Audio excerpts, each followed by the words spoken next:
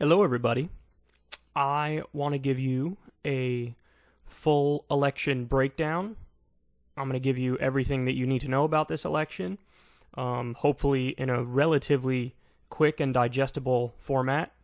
So before we get into the specifics, let me just up front tell you guys my general breakdown of it. I think it was a mixed night. So what you're going to see is, and Ryan Grimm has a great article about this in The Intercept, everybody is going to claim victory for their own philosophy. Democrats picked up, as of right now, and there's, I think, 2 races outstanding, so we don't know for sure yet, but Democrats have picked up, at this point, 7 governor's seats. And there's one very prominent race that's still outstanding that we'll get to.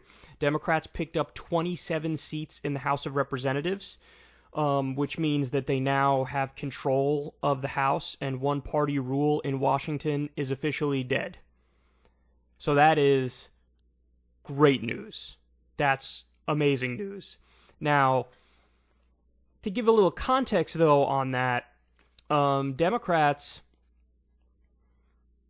were projected to win anywhere from like 20 seats to 50 seats. So for them to get 27 is kind of in the mid-range of that, and if anything, just slightly on the lower range of it. But you have the 7 governors seats picked up. You have 27 House seats picked up. Now the Republicans, again, as projected, picked up a few seats in the Senate. As of right now, they picked up 2 seats in the Senate. So again, you could see there's just enough for everybody to claim victory.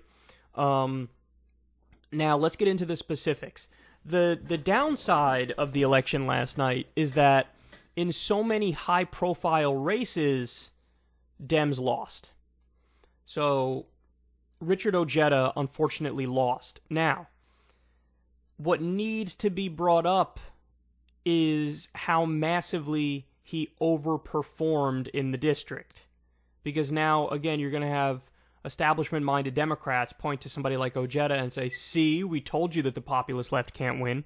He was running in a plus 49 GOP district, and last time I checked, which was like 86% reporting, he was only down 10 points, so it was like 45 to 55. Now, again, it's a loss, and we should all be upset about that. But it was a plus 49 GOP district, and he did a gigantic charge to get to just a 10-point deficit. Now, everybody needs to understand this, man, that there is no magic bullet in politics. There is no, like, oh, we figured it out, and this is all you have to do. It takes a tremendous amount of work, and it takes a lot of boots on the ground and knocking on doors and phone calls made and individual donations. And, you know, sometimes you win, sometimes you lose. But what I'm absolutely sure of is that Richard Ojeda did as good as it was possible for anybody on the left to do in that district. That's for damn sure. And he put forth a Herculean effort, and he did a great job. And he has nothing to be ashamed of. He almost took one of the biggest right-wing districts in the entire country, which is amazing. Okay, so that's the first thing, the first high-profile race where we lost, which was upsetting. The second one was Iron Stash, Randy Bryce. He lost. That was upsetting as well. He lost by about 12 points.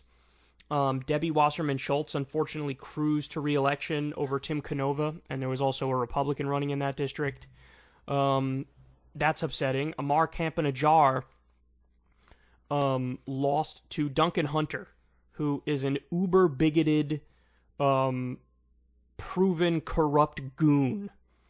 And this is one of those examples, guys, of like, Amar Campanajjar did everything he possibly could have to win. And, you know, these guys, a lot of these races, they were abandoned by national Democrats, and so they were kind of on their own in a sense. But even given that giant gap, Amar Campanajjar was able to come within 9 points in what's typically a very solidly conservative district. And also, if I'm not mistaken, a relatively high-income district. So he he gave him hell, but he came up just short. And unfortunately, one of the worst Congress people, Duncan Hunter, is going back. He's literally up on charges for corruption, guys. Like, that's how bad Duncan Hunter is. But Amar Campanajjar gave it everything he had and came up short. Now, here are the like, whoa races where with just slight changes, we would be having a totally different conversation today, and the results wouldn't be mixed. The results would be overwhelming in favor of the Democrats. Beto O'Rourke. He almost fucking did it, guys. He almost fucking did it. He was leading at many times throughout the night with 58% reporting. He was dead tied with Cruz. There was a point where he was like 2 points up. But again, this is all down to how the votes roll in. So sometimes when you get more, when you get cities rolling in, the Democrats take a lead, and then when the rural areas come in, rural, however the fuck you say it, when the rural areas come in, that's when the Republicans start taking a lead. So, listen, smarmy Ted Cruz only got like 51% of the vote. Beto nearly did it. He got like 48 or 49%. He nearly fucking did it, guys. So, he ran a really strong campaign. One of the centerpieces of his campaign was, I don't take corporate PAC money. He famously went to every county in Texas. I've heard reports from a friend of mine in Texas that there was a lot of fuckery going on behind the scenes at the voting places anyway, and that may have contributed to this. And listen, the grossest politician in America, Ted Cruz, is going back to the Senate, but he's barely doing it, and he's barely doing it in Texas. A Republican almost lost Texas in a prominent national race. We're fucking close, guys. We're fucking close. We have to keep fighting. We're almost there. Imagine if Beto beat Cruz, the conversations we'd be having today. He was so goddamn close. Okay, then Kara Eastman just barely lost in Nebraska. And Kara Eastman, this is another example of... she's a Justice Democrat, and she was abandoned by the National Party infrastructure in her race because they thought, she's too far left. She has no chance at all in Nebraska. She lost by like 2 points in Nebraska. Oh, we're so fucking close.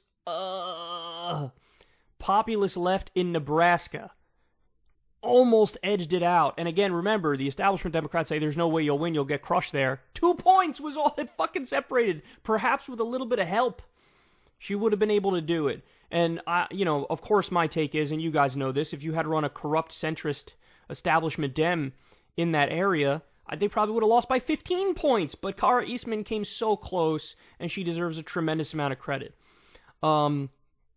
Stacey Abrams. Okay, this race is not officially called. She was down most of the night, made a gigantic late charge at the end. Now remember, this is the place where there's an amazing amount of voter suppression. And in fact, we covered the story in detail. 350,000 people purged off the rolls since 2016. About 55,000 people purged directly from I think it's called the New Georgia Project, which is her project to register non-voters, which is what she was doing before she ran for office. And of course, the overwhelming, 70% of them are African-American, and they were purged off the rolls. And then there were reports of 3-hour, 4-hour wait lines in Atlanta, which is, of course, a stronghold for Abrams. So even with tremendous voter suppression, she's within a fucking point, guys. Oh my God, all this is all so goddamn close, and this is why voting really, really, really matters. Now, I told you the reason why I consider this a mixed night is because there were so many high-profile losses on the Democratic side. But again, outside of the high-profile losses, we did really well. I'm going to get to the ballot initiatives in a little bit, where we absolutely crushed, as I predicted. And I'll get to Our Revolution candidates, DSA candidates, and Justice Democrat candidates, and again, did really well in that realm as well. But the reason why I say mixed results is because, again, the high-profile races are the ones where we're coming up just short. And then, finally, of the high-profile races, Andrew Gillum. Oh, Andrew. He was leading most of the night. At the end, DeSantis just barely edged him out. DeSantis is going to win by like 1 or 2 points. This one hurts the most, man, because so in all the other ones all the other races we've brought up to this point, in the polling, the Democrats were down, and most of the races I've brought up to this point, there was massive overperforming in the polls. So like Ojeda, for example, overperformed his poll numbers. Like I told you, it's a plus 49 GOP district, and he ended up losing by about 10. Beto O'Rourke was down, I think, 7 or even 9 points coming into today, and he's going to end up losing by a point or two. So massively overperforming the polls. But in the case of Gillum, he came into the race with a 7-point lead, and he ended up barely losing. Now, I know that now's not the time to have this conversation because a lot of people are going to get angry at you and they're going to assume that you're not on their side or whatever. There was a lot of people angry at me for tweeting about this last night, but I talk about it because I think it's true and I want to make sure we fix it for the next time around. Andrew Gillum campaigned with Bernie in the primary. He won on a bold populist left platform. He ran to the left. He had so much momentum. And then as soon as he got to the general, you didn't see him anywhere with Bernie Sanders. He stopped saying Medicare for all, very clearly stopped saying Medicare for all, and he started campaigning with Debbie Wasserman Schultz and Hillary Clinton. Now, it is my opinion that if he did not campaign with Hillary Clinton, he did not campaign with Debbie Wasserman Schultz, he did not pivot to the center for the general, that he probably would have edged out DeSantis and win. So he had all this momentum in the primary, and then he squandered it in the general. And I know because, listen, I got messages from people tweeting me saying, hey, man, I was really excited to vote for Gillum, and then now I see he stopped saying Medicare for all, and now I see he's campaigning with Hillary, and now I'm not even sure, should I vote for him? I got these questions, and that's indicative of a larger trend, I think. So what the Republicans do well is they super serve their base. Why do you think Donald Trump was doing all these bigoted ads and talking about immigration nonstop in the lead up to the election? Because he's super serving his base. Now, Democrats, on the other hand, leading up to a general election, do you hear them make a big national push where they're doing all these ads talking about Medicare for all, and they're accusing Republicans of taking away everybody's health care, and they're pushing what the proper answer to that is? No, you don't hear the Democrats super serve their base leading into an election. But if they did that, they would win. Now, again, that's just my opinion. You have to wait to get more information from the exit polls. But the fact of the matter is, Gillum was leading by 7 coming into today, or coming into the election, and he ended up barely losing. And that one hurts, man, because I think that one was utterly winnable. So those are the high-profile, losses, and those are the ones that hurt. And by the way, Abrams is down ever so slightly. And the race has not officially been called yet, and you'll probably be in for a recount. And if I was her, I wouldn't let this go. I would sue. I would do everything in my power, because the reason why she ultimately might end up losing to Brian Kemp is because of voter suppression, without a doubt. Without a fucking doubt. So I would not concede on that front at all. Okay, so those are the high-profile losses, and you're probably thinking, wow, this election was actually pretty shitty for the Democrats. Well, no, like I told you leading into it, it's a very mixed race, and now let's talk a little bit about the amazing victories. So one of the things that happened that nobody was really expecting is Scott Walker, governor of Wisconsin, asshole who ran for president, coke-backed puppet, union buster, anti-worker goon, Scott Walker went down to an Our Revolution-backed candidate for Wisconsin Governor, Tony Evers. He ended up winning by about 2 points. That is an amazing win. Leading into this, nobody was talking about Scott Walker going down, but he went down. Amazing win for the left. Kris Kobach. Kris Kobach went down to Laura Kelly. For those of you who don't know who Kris Kobach is, he's the governor of Kansas, literally one of the worst governors in the country. Not an exaggeration, definitely in the top 3 or 5. He absolutely destroyed the economy in Kansas, cutting taxes for rich people, cutting social services. This, of course, exploded the deficit. He's he absolutely adores Trump. He's super hardline on immigration. And again, this is Kansas, and Kris Kobach lost, and you have Laura Kelly who won. So now the governor of Kansas is a Democrat. Nobody I know saw this coming. And then we have Kevin Yoder, high-profile Republican congressman. He sits on a bunch of committees. He lost to Sharice Davids, and she's one of the first of 2 Native American women that just got elected to Congress. And by the way, I found that fact amazing.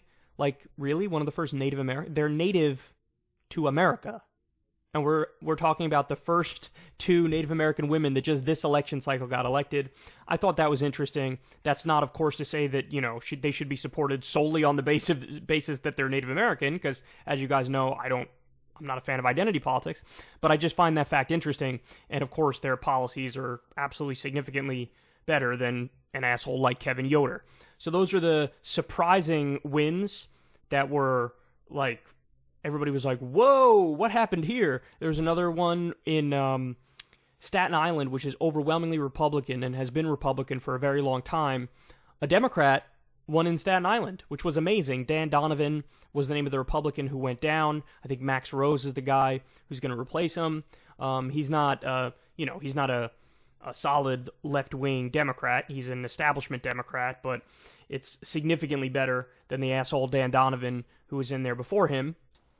We were told by establishment Democrats that the left needs to shut the fuck up and go away because it's Arizona, and that we need to run a Republican-light candidate.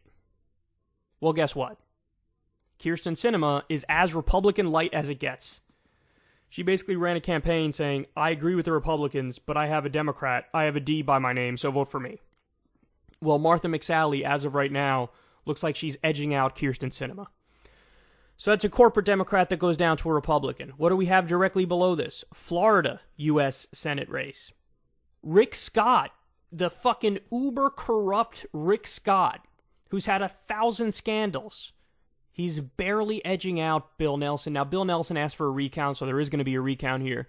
But Rick Scott, as of right now, is barely edging out Bill Nelson by about, 30,000 votes or something like that? So another establishment, centrist Democrat goes down. What do we have underneath this? Mike Braun, a Republican for, this is in Indiana for the U.S. Senate. Joe Donnelly, sitting senator, loses to Mike Braun. Why did Joe Donnelly lose? Joe Donnelly, again, was as right-wing as you can get as a Democrat. He ran ads talking about how Ronald Reagan was right, and I'm for military spending, and I hate socialized medicine, and just unbelievably right-wing, and he ended up underperforming in the polls. He was up by 1 point in a recent poll heading into this week. Look, he ended up losing by 10. So, Joe Donnelly, corporate Democrat, establishment Democrat, underperformed in the polls significantly and got his ass handed to him. And then again, compare him to somebody like Ojeda, who was in a plus 49 GOP district and only lost by 10, overperformed in the polls. Beto O'Rourke overperformed in the polls. So as a general rule, when you're populist left, you end up overperforming in the polls no matter where you are. And when you're a corporatist, you end up underperforming in the polls and getting your ass handed to you. As far as I can tell, one of the only exceptions to this rule is Joe Manchin, who, I'm not going to lie to you guys, is a little bit of a musician, a little bit of a magician, because he somehow consistently pulls off victories even though he spits in the face of his own base. However, there is an interesting data point about Manchin. He hung on for the victory, but he had originally won his election with over 20... he won his original election by over 20 points.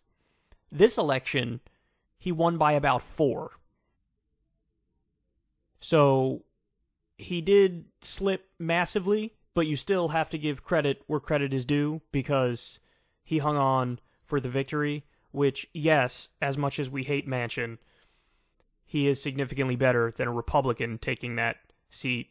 Manchin votes with Trump 61% of the time. and a Republican would vote with Trump over 95% of the time. So it is what it is. He's the exception to the general rule that corporatists and right-wing Democrats fail, but you have to call it out for what it is. Okay, now, specific Our Revolution. How did Our Revolution do? How did DSA do? How did Justice Democrats do? Let's take a look here. They crushed it, man. They really did. So, Our Revolution doesn't just do national races. They also do state races and local races and things of that nature. So they have candidates everywhere. And if you scroll through, look at what we have here, guys. If you scroll through, endless victories for Our Revolution. Endless victories for Our Revolution. I mean, I could sit here with my finger on this button for a long time. That sounds dirty, but I don't mean it dirty. Emily Sirota, that's David Sirota's wife, and she was running for a state house seat in Colorado. By the way, in Colorado, populist left absolutely dominated, running on issues like Medicare for all, running on issues like paid family leave and things like that, and they absolutely crushed. Emily Sirota was one of them. Congratulations to her. Raul Grijalva, Justice Democrat, we'll get to that in a second. Raul Grijalva won re-election. Again, you go down the line here. Tulsi Gabbard, Our Revolution backed. She ended up winning re-election. She's, of course, a wonderful congresswoman who we've spoken about many times before. Keith Ellison ended up winning for Attorney General in Minnesota. So congratulations to him for that. And again, I could sit here with my finger on this button all day because Our Revolution absolutely crushed it.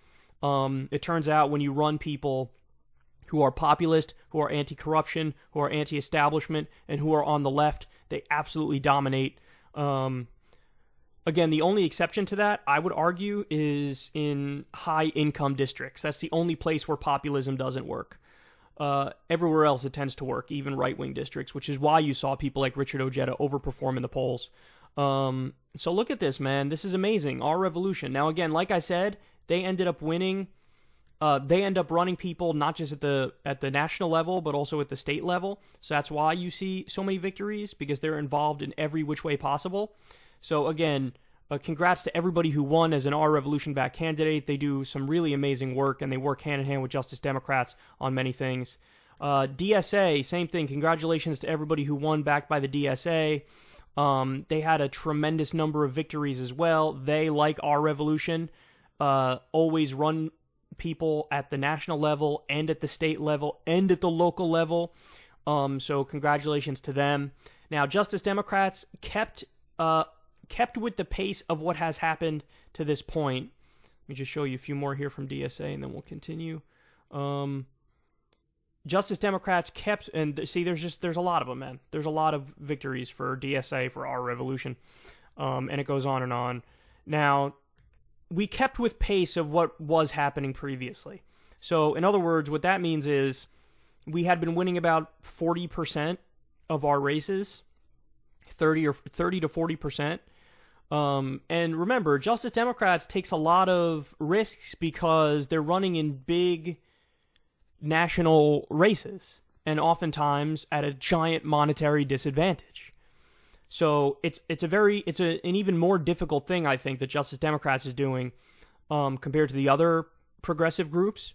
But we ended up getting 8 victories, I believe it is. So these are the incumbents reelected: Pramila Jayapal, Raul Grijalva, Ro Khanna, of course. Congratulations to Ro Khanna on winning his reelection.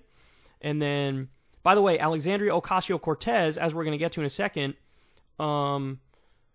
in fact, we'll just get to her now. She ended up winning. She had to actually beat Joe Crowley again because Joe Crowley stayed on the ballot under the Women's Equality Party and the Working Families Party.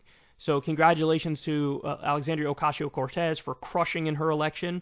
Ilhan Omar, she's one of 2, I believe, of the first Muslim women going to Congress. She ended up winning her race.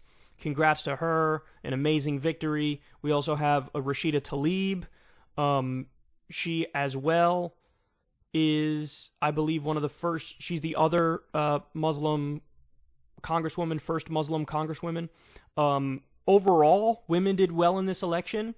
Again, I think that's probably a secondary point to the the fact that these all of them are populist left. They represent an ideology and a philosophy that's popular and growing in popularity, which is why they won. Then you have Ayanna Pressley as well, who won her election. Congratulations to her. So I think all in all, our revolution crushed, DSA crushed, Justice Democrats ended up winning 8 of their 26 races, I believe. So listen, man, when we started, I mean, you guys probably all remember when we started Justice Democrats. Behind the scenes, there were people saying, hey, listen, if you get one victory, we'll say, holy shit, it was all worth it. It was amazing. And congrats on helping co-found a group, starting it from scratch, and then they end up getting even 1 seat. Well, now we have 8 Justice Democrats elected. And listen, man, it's time for a Justice Democrats caucus in the House. That's what we need. And if not a Justice Democrats caucus, whatever. A social democratic caucus, a democratic socialist caucus, a populist left caucus. Call it whatever the fuck you want to call it. I don't care what you call it. It has to be an anti-establishment, anti-corruption, principled left-wing caucus. And now we're getting closer and closer to that because we have more people representing our ideology in Congress, and that's amazing.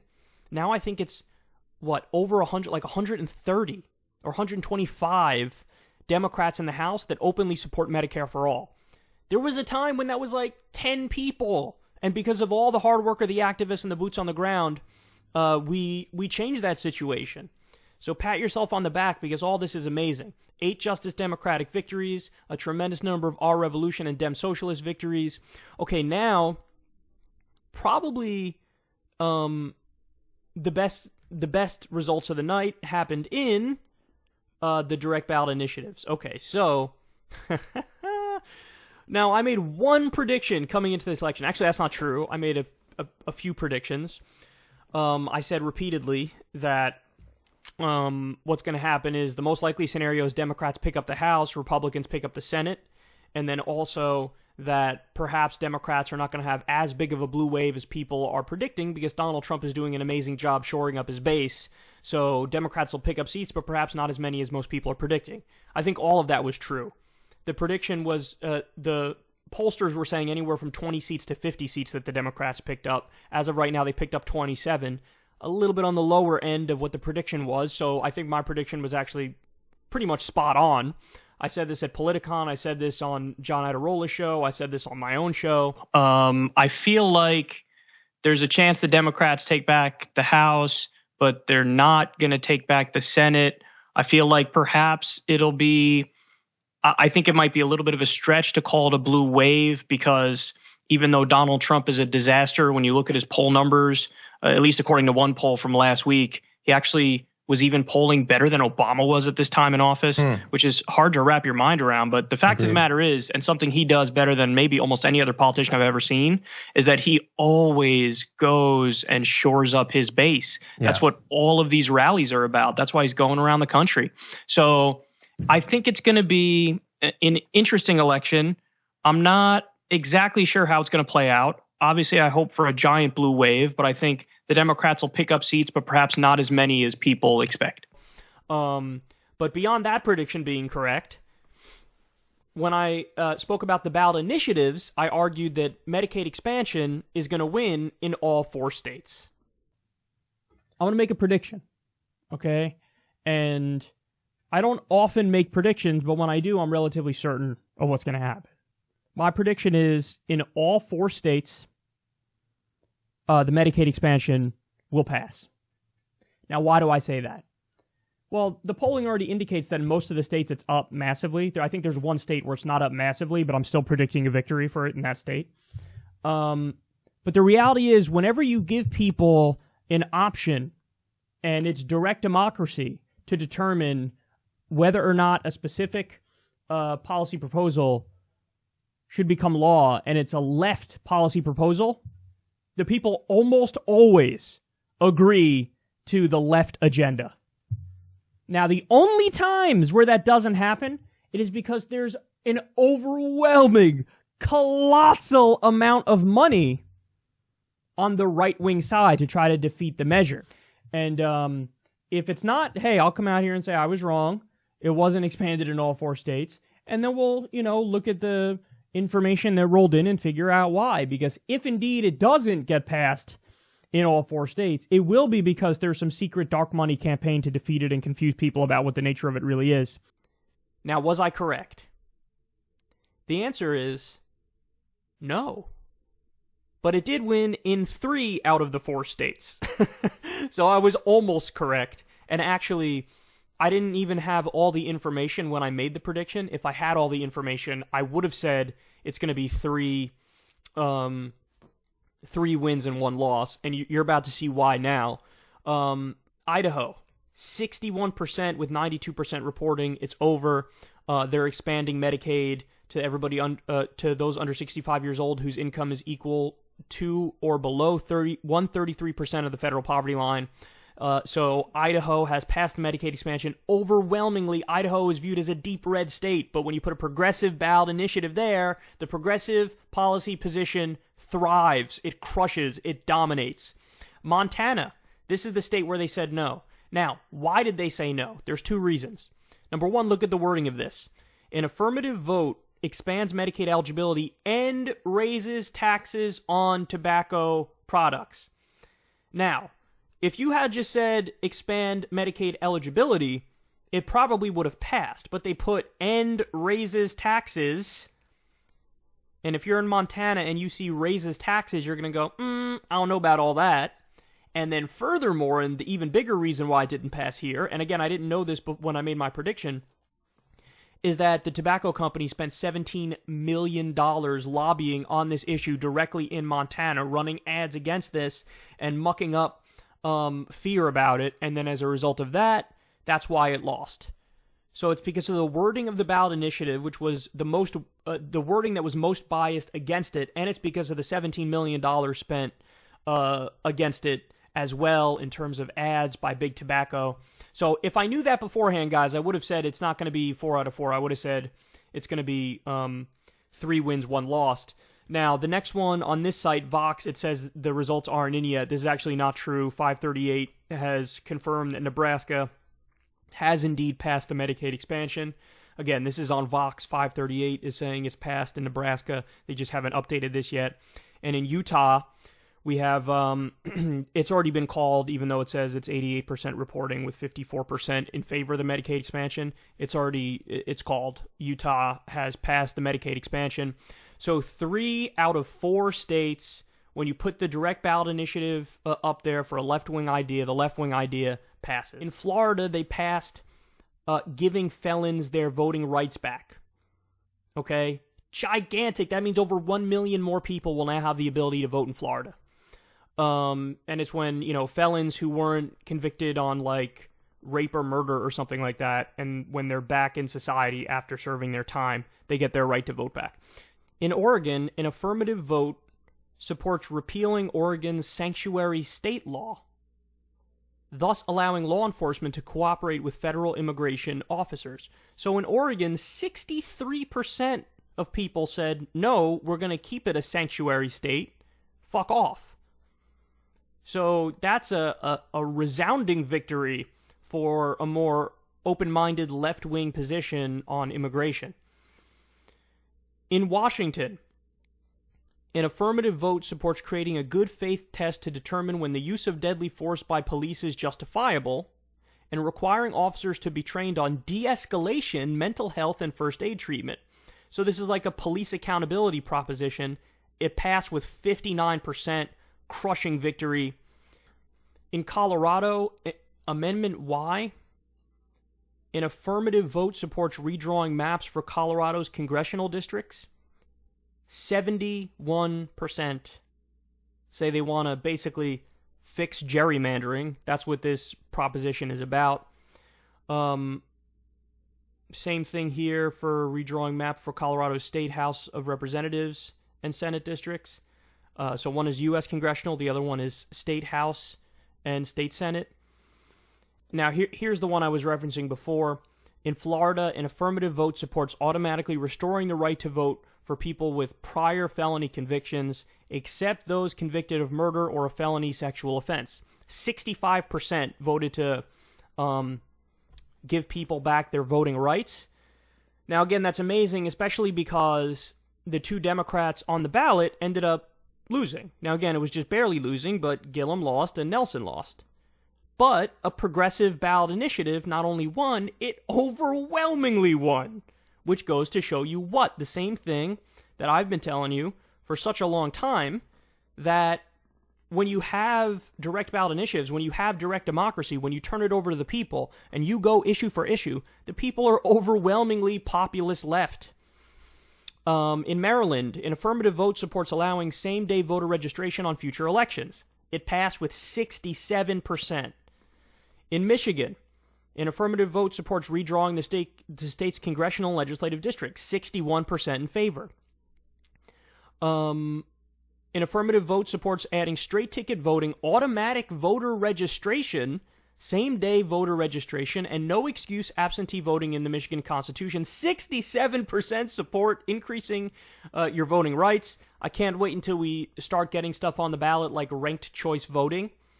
That'll be amazing, and automatic voter registration at the federal level would be absolutely amazing and something that we need.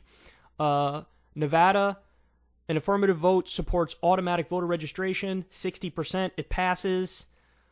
Let's see what else. We don't have the results for North Carolina, voter ID, North Dakota, abortion. This is interesting.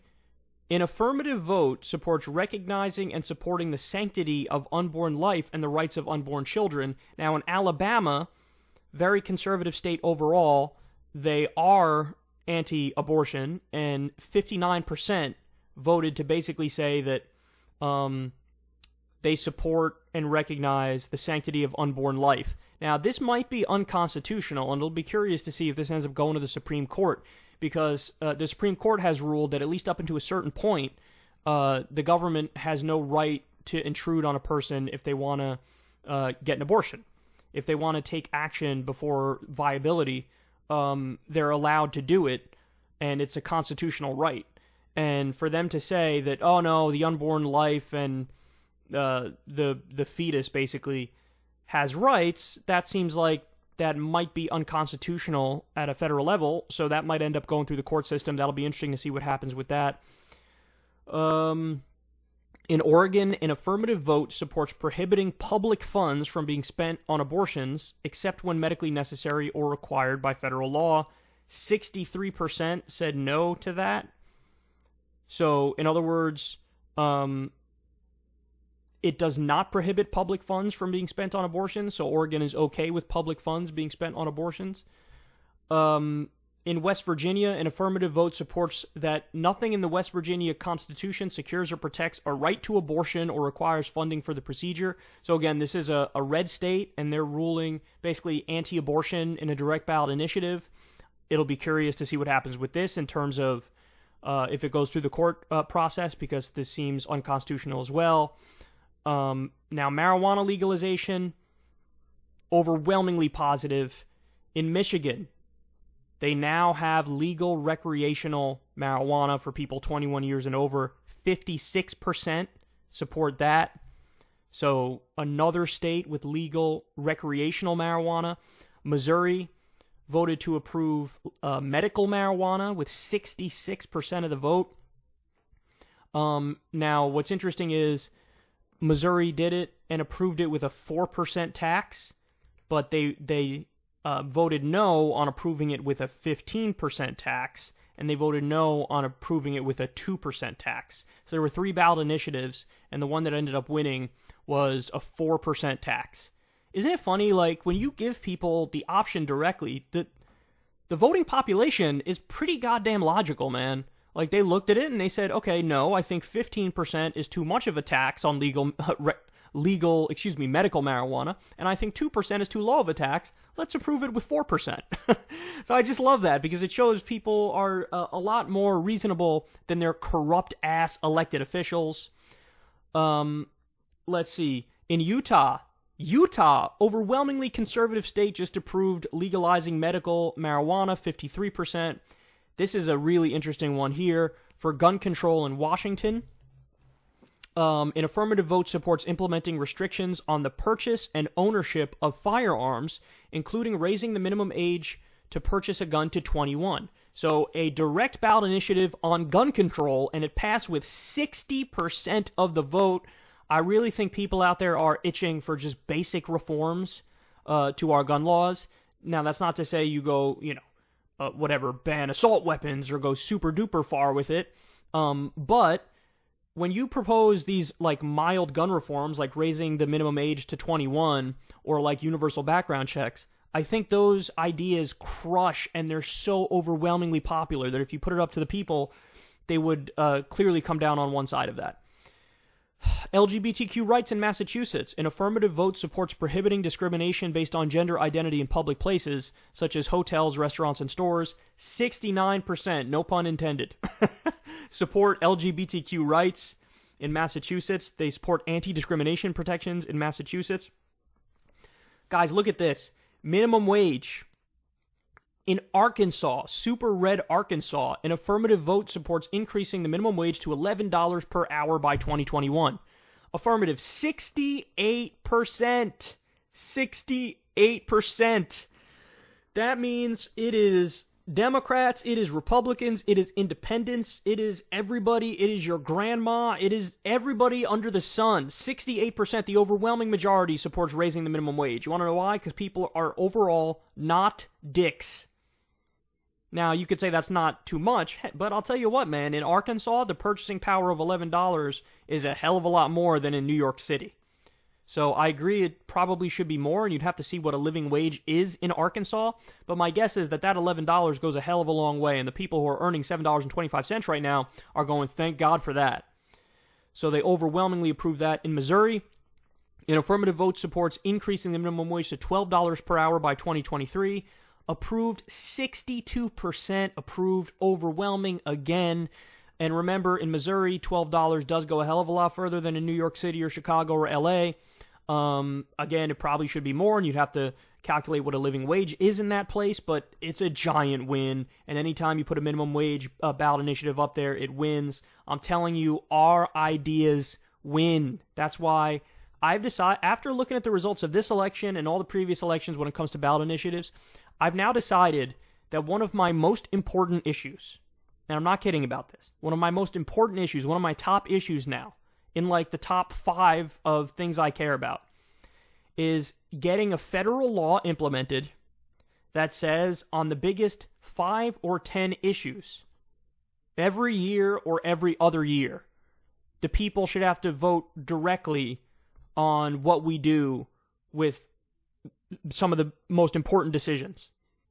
So imagine if we had a direct ballot initiative election every year, every other year with the biggest 5 or 10 issues, and, we'd be asked, hey, do you want to end the war in Iraq? Do you want to end the war in Afghanistan? Do you want to legalize marijuana at a federal level? Do you want to increase the minimum wage at a federal level? We need federal direct ballot initiatives. A modified version of a direct democracy is overwhelmingly preferable to our shitty, corrupt, constitutional Republican representative democracy. And then finally, I'll just run through some tweets with you because I thought these tweets were awesome. Zach Carter says, minimum wage hike is winning in a landslide and Claire McCaskill is getting destroyed. That's in Missouri. They overwhelmingly approved that minimum wage increase. But Claire McCaskill, the Democrat running, got obliterated. So stop and think about that. A populist left ballot initiative crushes, but a corporate Democrat, an establishment Democrat, gets crushed. How can that be? Perhaps it's because people despise corporate Democrats, but they love the policies that are supposed to be Democratic policies. Something to think about.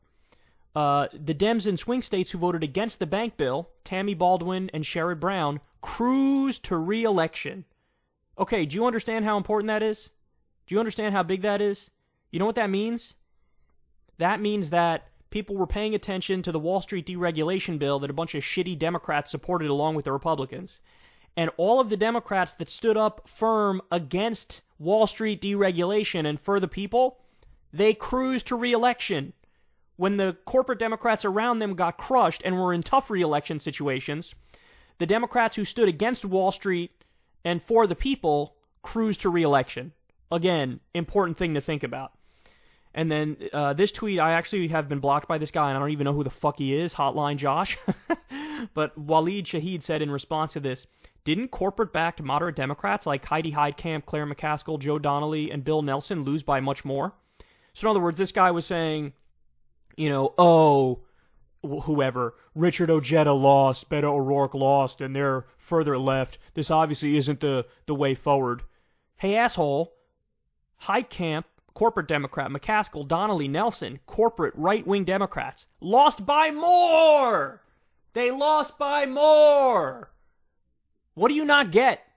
Richard Ojeda was in a plus 49 GOP district. He ended up losing by about 10. Beto O'Rourke was in fucking Texas. The polls had him 7 points down, even 9 points down coming into Election Day. He ended up losing by like 2 points. They overperformed the polls. The corporate Democrats underperformed. Okay, and then final fact to point out here. I don't know how well you could see that, but in the Senate, the Democrats got 36.5 million votes. Republicans got 29.1 million votes. And yet the Republicans are picking up 2 seats. So if you think our system makes sense, just remember this fact. Democrats, 36.5 million votes. Republicans, 29.1 million votes. And Republicans pick up 2 seats. That's a system that is utterly broken. And that's a system that literally overrides the will of the people. Literally overrides the will of the people. So just keep that in mind. But anyway, there's your election breakdown. Hopefully I gave you guys some good information. Overall, I'd say it was a mixed result. Again, the Democrats lost many high-profile races, but at the same time, we had some amazing victories where we knocked off GOP heavyweights like Scott Walker going down to an Our Revolution candidate and Kris Kobach going down in Kansas. And overall, Democrats picked up 7 governor seats as I talk to you right now. That's solid. They picked up 27 in the House. That's relatively solid. And they lost 2 in the Senate, which was predicted. But the bright spot is Our Revolution, Democratic Socialists, Justice Democrats crushed. And then also the direct ballot initiatives, as they always do when in our direction. So there's your election breakdown, and I'll have a full show for you tomorrow with a lot more information. Thank you for watching.